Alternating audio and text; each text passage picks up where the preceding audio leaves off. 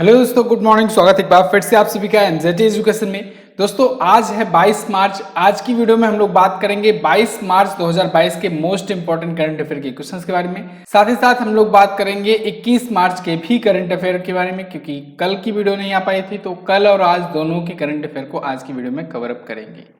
Video को अगर पसंद आए तो लाइक जरूर कर देना, शेयर कर देना और चैनल पर नया आए हो तो चैनल को सब्सक्राइब भी कर लेना। इसके अलावा एमजीटी ऐप पर आपको फ्री क्विज, पीडीएफ और भी बहुत सारे ई बुक, कोर्सेज और स्टडी मटेरियल्स मिलेंगे, तो आप MGT app Google play store से डाउनलोड कर लीजिए। चलिए बात करते हैं लास्ट डे के क्वेश्चंस की। लास्ट डे का मेरा पहला क्वेश्चन था आपसे, भारत के किस राज्य में दुनिया के सबसे ऊंचाई पर स्थित ईवी चार्जिंग स्टेशन स्थापित किया गया है? तो हिमाचल प्रदेश में स्थापित किया गया। भारत में सबसे ज्यादा मातृ मृत्यु दर वाला राज्य कौन सा है? तो वो है पश्चिम बंगाल। अच्छा, वीडियो में आगे बढ़े इससे पहले आपको बताना चाहूंगा, मार्च 2022 का मंथली करंट अफेयर का पार्ट 1 आ गया है, तो पार्ट 1 को जाइए अभी देखिए। बहुत ही डिटेल एक्सप्लेनेशन के साथ, इमेजेस के साथ बहुत ही अच्छे तरीके से समझाया गया है। इसमें 1 मार्च से 15 मार्च के करंट अफेयर को रिवाइज कराया गया है। बहुत ही शानदार, पूरे महीने का निचोड़। तो इसको आप देख सकते हैं, वीडियो आ गई है, डिस्क्रिप्शन में भी लिंक है, ऊपर कार्ड भी यहाँ पर बनकर आएगा, आप उस पर भी क्लिक करके देख सकते हैं। अब देखते हैं आज का पहला क्वेश्चन। पहला क्वेश्चन है, निम्न में से कौन सा दिवस 21 मार्च को मनाया जाता है? तो 21 मार्च को दोस्तों निम्न में से 2 दिवस मनाया जाता है। एक तो अंतर्राष्ट्रीय वन दिवस मनाया जाता है, एक नस्लीय भेदभाव के उन्मूलन के लिए दिवस भी मनाया जाता है।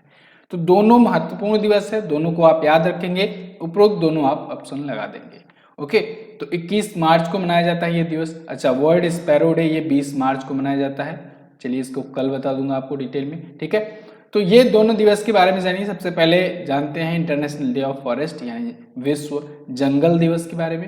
तो इसमें दोस्तों वन या जंगल के बारे में जागरूकता फैलाने के लिए, अवेयरनेस फैलाने के लिए ये दिवस मनाया जाता है। इस बार की थीम है forest and sustainable protection and consumption. 2012 में संयुक्त राष्ट्र की महासभा ने इसको एक्सेप्ट किया और तभी से ऑफिशियली ये घोषित हो गया। ओके, अगला महत्वपूर्ण दिवस है international day for the elimination of racial discrimination. तो ये भी 21 मार्च को ही मनाया जाता है। नस्लीय भेदभाव के उन्मूलन के लिए ये अंतर्राष्ट्रीय दिवस है। इस बार की थीम है इसकी voices for the action against racism. तो 1979 से इसको यूनाइटेड नेशन की जनरल असेंबली की मान्यता मिली। नस्लीय भेदभाव को खत्म करना, इसके नकारात्मक परिणामों के बारे में लोगों को बताना और इसके बारे में अवेयरनेस फैलाना, यही इस दिवस का उद्देश्य है। क्लियर? तो ये दोनों महत्वपूर्ण दिवस आप याद रखेंगे। अगला क्वेश्चन, नाटो सैन्य अभ्यास कोल्ड रिस्पॉन्स 2022 कहाँ शुरू किया गया? तो नाटो का अभी सैन्य अभ्यास शुरू हुआ है दोस्तों नॉर्वे में। कहाँ पर? नॉर्वे में हुआ है। नाम क्या है? Cold response 2022। ये नॉर्वे में शुरू हुआ है। नॉर्वे आप देखेंगे यूरोपियन कॉन्टिनेंट में, यहाँ पर एकदम किनारे पर है, ठीक है, नॉर्वे।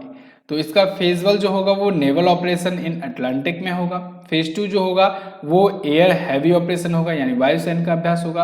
और फेज 3 जो होगा वो एम्फीबियस होगा यानी लैंड और बैटल ड्रिल, लैंड बैटल दोनों होगा, ठीक है, और जल और स्थल दोनों का होगा। तो ये नाटो का है। नाटो दोस्तों बहुत ज्यादा चर्चे में रहा है पिछले दिनों से। कारण ये है कि रसिया ने यूक्रेन पर अटैक ही इसी की वजह से किया, क्योंकि यूक्रेन नाटो में शामिल होना चाहता था, ठीक है ना। तो नाटो फिलहाल उसको आगे करके अब पीछे हट गया है, अब उसको शामिल भी नहीं करना चाह रहा है, और ना ही यूक्रेन ही कह रहा है कि मैं अब शामिल होना चाहता हूँ।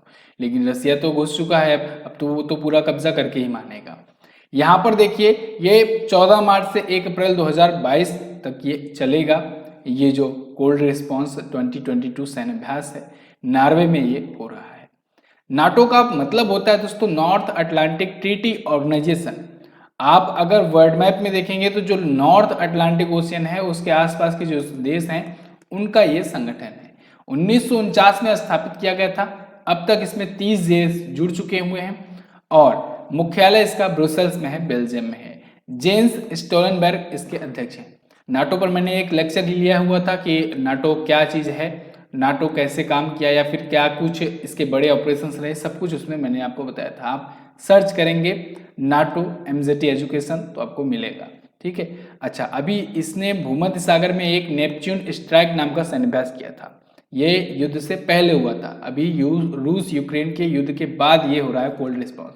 हालांकि ये प्रत्येक दूसरे वर्ष होता है और इसका कोई संबंध नहीं है रसिया और यूक्रेन के युद्ध से, क्योंकि ये पहले से ही डिसाइड रहता है कि ये जैसे कि अभी ऑर्डिनरी जो भी होते हैं ना सैन्य अभ्यास की, चलो इस बार का संस्करण ये अभी हो गया, अगला संस्करण 2 साल बाद होगा, ठीक है, फिर अगला संस्करण इसके 2 साल बाद होगा, ऐसे ये भी पहले से प्री डिसाइड रहता है। ऐसा नहीं है कि अभी युद्ध को देखते हुए ये कर रहा है, ठीक है ना, तो इस बात से क्लियर रहिएगा आप लोग। अगला, हाल ही में 19वीं एशियाई यूपी 100 बिलियर्ड्स चैंपियनशिप 2022 किसने जीता? इसको जीत लिया है दोस्तों पंकज आडवाणी ने। पंकज आडवाणी यहाँ पर आपको दिख रहे हैं, ये स्नूकर या बिलियर्ड्स के ये खिलाड़ी हैं, भारत के सबसे स्टार खिलाड़ी हैं। तो पंकज आडवाणी ने 8वीं बार ये जीत लिया है एशियाई बिलियर्ड्स का खिताब। इनका 19वीं एशियाई 100 यूपी बिलियर्ड चैंपियनशिप अभी जो आयोजित हुआ था उसमें 8वां ये खिताब था इनका, ठीक है। ओवरऑल इनका 24वां अंतर्राष्ट्रीय खिताब है। दोहा में कतर में अभी आयोजित हुआ और इन्होंने ध्रुव सीतवाला को हरा करके 8वीं बार जीत लिया एशियाई बिलियर्ड्स का खिताब। पंकज आडवाणी का संबंध किस खेल से है? ये क्वेश्चन कई बार एग्जाम में पूछा गया है। तो ऑप्शन में आपको स्नूकर दिख जाए या बिलियर्ड्स दिख जाए तो आप तुरंत टिक करिएगा। अगला देखते हैं, वर्ल्ड हैप्पीनेस रिपोर्ट 2022 में भारत किस स्थान पर है?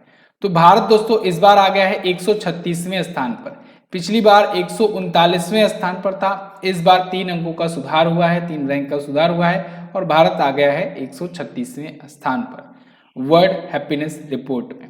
यहाँ पर आप देखेंगे, ये देखिए इसमें फिनलैंड बना हुआ है, पिछले 5 सालों से ये लगातार बना हुआ है, 5 वर्षों से लगातार ये टॉप पर बना हुआ है। अभी 10 संस्करण इसके जारी हुए हैं जिसमें 5 बार तो यही टॉप पर था। सेकंड पर डेनमार्क, थर्ड पर आइसलैंड है। इंडिया की रैंक है 136वीं। भारत के पड़ोसी देशों की अगर बात करें तो नेपाल देखिए काफी ज्यादा खुशहाल देश है, 94 रैंक के साथ बांग्लादेश भी काफी खुशहाल है, इवन पाकिस्तान भी काफी खुशहाल है भारत की अपेक्षा, श्रीलंका भी भारत की अपेक्षा काफी खुशहाल देश माना गया है इसमें। और सबसे आखिरी में है अफगानिस्तान, यानी ये सबसे कम खुशहाल देश या कहें सबसे दुखी देश माना गया है। अफगानिस्तान की रैंक है 146 और 146 ही देशों को इसमें शामिल किया गया था। जारी किसके द्वारा किया गया? यूनाइटेड नेशन के द्वारा ये रिपोर्ट जारी करी गई है, यहां पर भी आप देख पाएंगे। क्लियर है? अगला क्वेश्चन, हाल ही में मालदीव सरकार ने किसको स्पोर्ट आइकन पुरस्कार से सम्मानित किया? तो मालदीवियन गवर्नमेंट ने अभी हाल ही में दोस्तों सुरेश रैना को स्पोर्ट आइकन से सम्मानित किया है। गवर्नमेंट ऑफ मालदीव, यहाँ पर आप देख सकते हैं, सुरेश रैना को स्पोर्ट आइकन अवार्ड से सम्मानित किया हुआ है इन्होंने। ओके, सुरेश रैना को उनकी कैरियर में जो भी अचीवमेंट हुई उसके लिए ये अवार्ड दिया गया, यानी कि एक प्रकार से कहें लाइफ टाइम अचीवमेंट अवार्ड था इनका। तो इनके जो T20 कैरियर है, 2020 कैरियर है, इन्होंने सबसे पहले सबसे तेज 6000 रन बनाए और सबसे तेज 8000 रन भी बनाने वाले व्यक्ति बने थे, सबसे पहले बने थे ये दोनों, ठीक है ना। आईपीएल में भी 5000 रन बनाने वाले ये पहले क्रिकेटर हैं, हालांकि इस बार आईपीएल में अनसोल्ड रहे थे और इनको दोस्तों मिस्टर आईपीएल भी कहा जाता है, लेकिन फिलहाल ये इस बार इनको किसी टीम ने नहीं खरीदा हुआ है। चैंपियंस लीग T20 इतिहास में सबसे ज्यादा अर्धशतक लगाने का रिकॉर्ड भी इन्हीं के नाम है। इनकी अभी एक आत्मकथा आई थी बिलीव, बहुत बार मैंने आपको याद करवाया हुआ था, बिलीव इनकी आत्मकथा है। स्टार गेजिंग जो है वो रवि शास्त्री की है और प्लेइंग इट माई वे ये है सचिन तेंदुलकर की। तीनों याद रखना है, इनमें से कोई एक तो जरूर पूछा जाएगा। अगला, हाल ही में टीसीएस ने किसको एमडी और सीईओ नियुक्त किया? तो टाटा कंसल्टेंसी सर्विसेज ने अभी हाल ही में दोस्तों राजेश गोपीनाथ को एक बार फिर से एमडी और सीईओ नियुक्त कर दिया है। राजेश गोपीनाथ यहाँ पर आपको इमेज में दिख रहे हैं, ये अगले 5 वर्षों के लिए एक बार फिर से नियुक्त कर दिए गए हैं सीईओ और मैनेजिंग डायरेक्टर, ठीक है। पहली बार 2017 में नियुक्त हुए थे और अभी दोबारा से नियुक्त कर दिए गए हैं। टाटा कंसल्टेंसी सर्विसेज के बारे में बात करें तो 1968 में स्थापित हुआ था, मुंबई में इसका हेडक्वार्टर है। अगला, हाल ही में किसने F1 बहरीन ग्रैंड प्रिक्स 2022 जीता? तो Bahrain grand prix formula 1 race जीत लिया है दोस्तों चार्ल्स लेक्लेयर ने। चार्ल्स लेक्लेयर यहाँ पर आपको इमेज में दिख रहे हैं, तो इन्होंने फार्मूला 1 का ये रेस जीत लिया है। अच्छा, इस बार का, इस साल का, इस सीजन का ये पहला फार्मूला 1 रेस था, पहला ही formula 1 race Bahrain grand prix होता है और इसको इन्होंने जीत लिया है। ये फरारी के हैं, फरारी के ड्राइवर हैं और मोनाको के रहने वाले हैं चार्ल्स लेक्लेयर, तो इन्होंने जीता हुआ है। सेकंड पर रहे कार्लोस सैंज जूनियर जो कि फेरारी के वो भी ड्राइवर हैं और स्पेन के रहने वाले हैं। थर्ड पर रहे लुइस हैमिल्टन जो कि मर्सिडीज के ड्राइवर हैं और ग्रेट ब्रिटेन के रहने वाले हैं। लुइस हैमिल्टन के ही नाम दोस्तों दुनिया में सबसे ज्यादा फार्मूला 1 रेस जीतने का रिकॉर्ड है। इन्होंने ही 7 बार का वर्ल्ड चैंपियनशिप जीता हुआ है और इनको दोस्तों ब्रिटेन के द्वारा नाइटहुड की उपाधि भी दी गई है। नाइटहुड की उपाधि इनको मिल चुका है। क्लियर बिल्कुल। चलिए अच्छा, बैचेस भी आते हैं हमारे, पेड बैचेस भी, आप इनको अगर इनरोल करना चाहते हैं तो इनरोल कर सकते हैं। बहुत सारे पेड बैचेस हैं और होली ऑफर तो अब इन हो चुका है। अब तो आपको सिर्फ 10% का डिस्काउंट मिलेगा। इसके लिए आपको कूपन कोड यूज करना होगा MZT10। गूगल प्ले स्टोर पर जाइए और MZT ऐप डाउनलोड कीजिए, वहां से आप ले सकते हैं इसे। अगला, ड्रोन आधारित खनिज अन्वेषण के लिए NMDC ने किसके साथ समझौता किया? तो NMDC ने अभी हाल ही में दोस्तों IIT खड़गपुर के साथ समझौता किया है ड्रोन बेस्ड खनिज अन्वेषण के लिए, यानी मिनरल्स एक्सप्लोरेशन के लिए। तो IIT खड़गपुर जो है ये NMDC को ड्रोन बेस्ड ये चीज चलाने में मदद करेगी। ठीक है, तो NMDC जो है ये देश की सबसे बड़ी लौह अयस्क उत्पादक कंपनी है। जो आयरन ओर होता है ना, उसको प्रोड्यूस करने वाली ये सबसे बड़ी कंपनी है। ठीक है, भारत की। तो अब ये थोड़ा सा अपने आप को डिजिटलाइज कर रही है, डिजिटलाइजेशन की तरफ बढ़ रही है, तो इसने ड्रोन की मदद लेना जरूरी समझा हुआ है। तो उसके लिए IIT खड़गपुर के साथ समझौता हुआ है। NMDC के बारे में अगर बात करें, national mining and development corporation की स्थापना हुई थी 1958 में और CMD हैं इसके करंट टाइम पर सुमित देव। अगला देखते हैं, एशियाई क्रिकेट परिषद के अध्यक्ष जय शाह का कार्यकाल कितने वर्ष के लिए बढ़ाया गया है? तो इनका कार्यकाल 1 वर्ष के लिए बढ़ाया गया है। एशियाई क्रिकेट परिषद के अध्यक्ष हैं जय शाह, आप जानते ही हो, तो इनका कार्यकाल 1 वर्ष के लिए और बढ़ा दिया है। अभी हाल ही में एशियन क्रिकेट काउंसिल की एनुअल जनरल मीटिंग हुई थी, तो उसी मीटिंग में ये फैसला लिया गया। ठीक है, अच्छा, इस मीटिंग में श्रीलंका क्रिकेट जो है, श्रीलंका क्रिकेट बोर्ड जो है उसके अध्यक्ष हैं सम्मी सिल्वा। इन्होंने ये प्रस्ताव किया था पास और इस प्रस्ताव पर सभी सदस्य जो ACC के हैं उन्होंने सर्वसम्मत से नामांकन कर दिया और एक बार फिर से इनका कार्यकाल 1 वर्ष के लिए बढ़ा दिया गया। अच्छा, इसके अलावा जैसा दोस्तों 2019 से ही BCCI के सचिव भी हैं, तो ये भी आप याद रखेंगे। BCCI के सचिव हैं और एशियाई क्रिकेट परिषद के ये अध्यक्ष हैं। क्लियर। तो बांग्लादेश क्रिकेट बोर्ड के अध्यक्ष जो थे नजमुल हसन, उनकी जगह पर ये नियुक्त किए गए थे 2021 में। एशियन क्रिकेट काउंसिल के बारे में बात करें तो 1983 में स्थापित हुआ था। कोलंबो श्रीलंका में इसका हेडक्वार्टर है। चेयरमैन है अमिताभ चौधरी और प्रेसिडेंट है जय शाह। ध्यान रखिएगा, चेयरमैन और प्रेसिडेंट में कंफ्यूज मत होना, इस संस्था के लिए ये दोनों अलग अलग पद है। अगला क्वेश्चन देख लेते हैं। अगला क्वेश्चन है, गैर इंटरनेट उपयोगकर्ताओं को डिजिटल भुगतान की पेशकश करने वाली पहली कंपनी कौन बनी? तो वो बन गई है BPCL, Bharat petroleum corporation limited, जो कि एक महारत्न कंपनी है। ये दोस्तों बन गई है पहली कंपनी जो डिजिटल पेमेंट ऑफर कर रही है नॉन इंटरनेट यूजर्स के लिए। अभी आपने देखा पिछले दिनों में काफी चर्चा में रहा था ये विषय कि बिना इंटरनेट यूजर रहते हुए भी आप डिजिटल पेमेंट कर सकते हो, बिना ऑनलाइन आए या बिना किसी इंटरनेट का यूज किए। इसके लिए RBI ने क्या शुरू किया? UPI 1 2 3 पे सिस्टम। UPI 1 2 3 पे सिस्टम क्या होगा? इसके माध्यम से भी आप लोग पेमेंट कर सकते हो विदाउट इंटरनेट का यूज किए हुए। तो इस भुगतान की पेशकश करने वाली, यानी ये भुगतान सुविधा लागू करने वाली पहली कंपनी भारत की बन गई है भारत पेट्रोलियम कॉर्पोरेशन लिमिटेड, यानी BPCL, जो कि एक महारत्न कंपनी है। तो इसने अभी ultra cash technology private limited के साथ इसके लिए समझौता किया है वॉइस बेस्ड डिजिटल पेमेंट विकल्प प्रदान करने के लिए। ठीक है ना। तो भारत पेट्रोलियम गैस के बारे में अगर बात करें तो 1952 में स्थापित हुआ था। मुंबई में इसका हेडक्वार्टर है और महानिदेशक हैं अरुण कुमार सिंह। क्लियर। अगला देखते हैं, हाल ही में NEVA कार्यक्रम या कहें नेवा कार्यक्रम शुरू करने वाला पहला राज्य कौन बना? तो वो बन गया है नागालैंड। नेवा मतलब क्या होता है? इसका मतलब होता है नेशनल ई विधान एप्लीकेशन। क्या होता है? नेशनल ई विधान एप्लीकेशन। तो इसने नेशनल ई विधान एप्लीकेशन को लागू करने की घोषणा की है और नेशनल ई विधान एप्लीकेशन लागू हो जाने की वजह से क्या होगा? नागालैंड का जो भी विधानसभा का जो भी बैठक है ना, पूरी तरीके से डिजिटलाइज हो जाएगा।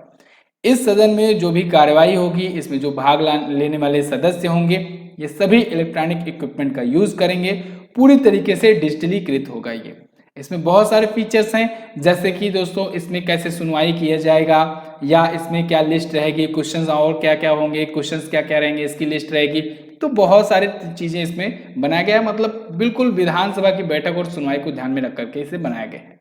तो ये कार्यक्रम लागू करने वाला पहला राज्य बन गया है नागालैंड। अच्छा, इसी से मिलता जुलता मैंने आपको बताया था 2 क्वेश्चन। अगर पूछा जाए ई कैबिनेट वाला पहला राज्य कौन बना, तो आप बताएंगे दोस्तों हिमाचल प्रदेश। अगर पूछा जाए कि सबसे पहले डिजिटल बजट किसने पेश किया, किस राज्य ने, तो आप बताएंगे उत्तर प्रदेश। ठीक है, यहाँ पर अगर आप मैप में देखेंगे तो नागालैंड इंडिया के मैप में कुछ इधर पर है, तो यहाँ पर है नागालैंड। ये अपना बॉर्डर किससे किससे शेयर किया करता है, तो नागालैंड दोस्तों अपना बॉर्डर किससे शेयर करता है, असम से, अरुणाचल प्रदेश से भी शेयर करता है थोड़ा सा, इसके अलावा मणिपुर से भी शेयर करता है। कोहिमा इसकी राजधानी है, नेफ्यू रियो इसके करंट टाइम पर है सीएम। जगदीश मुखी को अतिरिक्त प्रभार मिला हुआ है गवर्नर के रूप में। सुधांशु धूलिया जी यहाँ के चीफ जस्टिस हैं। क्लियर है, चलिए अगला देखते हैं। अगला क्वेश्चन है, हाल ही में भारत और किस देश के बीच स्वच्छ ऊर्जा साझेदारी शुरू की गई, तो भारत और जापान के बीच में स्वच्छ ऊर्जा साझेदारी पर यानी सीईपी पर, सीईपी बोले तो क्लीन एनर्जी पार्टनरशिप, इस पर समझौता हुआ है। तो भारत और जापान के बीच में हुआ है। जापान के प्राइम मिनिस्टर फूमियो किशिदा दोस्तों ये भारत की यात्रा पर आए हुए थे। अच्छा, प्रधानमंत्री नरेंद्र मोदी जी पहले क्या होता था, जहां भी जाते थे उस लीडर से गले मिलते थे। अब सबकी आदत हो गई, सब सोच कर के आते हैं कि चलो प्राइम मिनिस्टर से गले मिलेंगे गले मिलेंगे। ये देखिए गले मिलने के लिए आगे बढ़े, लेकिन अब इन्होंने कहा अब हम चेंज हो गए, अब हम हाथ जोड़ते हैं कोविड के कारण। तो हम लोग समझ सकते हैं क्या फील हुआ होगा इनको। चलिए फिलहाल आगे बात करते हैं। यहाँ पर 14वें भारत जापान वार्षिक शिखर सम्मेलन के अवसर पर ये अभी आयोजित हुआ, ये शुरू किया गया, नई दिल्ली में आयोजित हुआ है। 19 मार्च को शुरू किया गया है। उद्देश्य क्या है, सस्टेनेबल इकोनॉमिक डेवलपमेंट प्राप्त करना, जलवायु परिवर्तन पर चर्चा करना, क्लाइमेट चेंजेस पर चर्चा करना, एनर्जी सेफ्टी सुनिश्चित करने की दिशा में सहयोग प्रदान करना एक दूसरे देशों के बीच। अब जापान आया है, जापान के बारे में जानेंगे। मैप में देखेंगे आप तो ये रहा अपना प्यारा भारत, यहां से आप आएंगे तो ये देश जो है ये है जापान, ये देश, ठीक है ना। इधर आप उत्तर कोरिया दक्षिण कोरिया देख पाएंगे। टोक्यो यहाँ की राजधानी है, येन यहाँ की करेंसी है, डायट यहाँ की संसद का नाम है। उगते सूर्य का देश भी कहा जाता है जापान को। फूमियो किशिदा यहाँ के हैं प्राइम मिनिस्टर। क्लियर है बिल्कुल। तो ये तो थे दोस्तों टॉप 12 करंट अफेयर के क्वेश्चंस। आई होप आपको वीडियो पसंद आई होगी। वीडियो अगर पसंद आई है तो इसे लाइक और शेयर कीजिए। बात करेंगे आप क्वेश्चन ऑफ द डे की।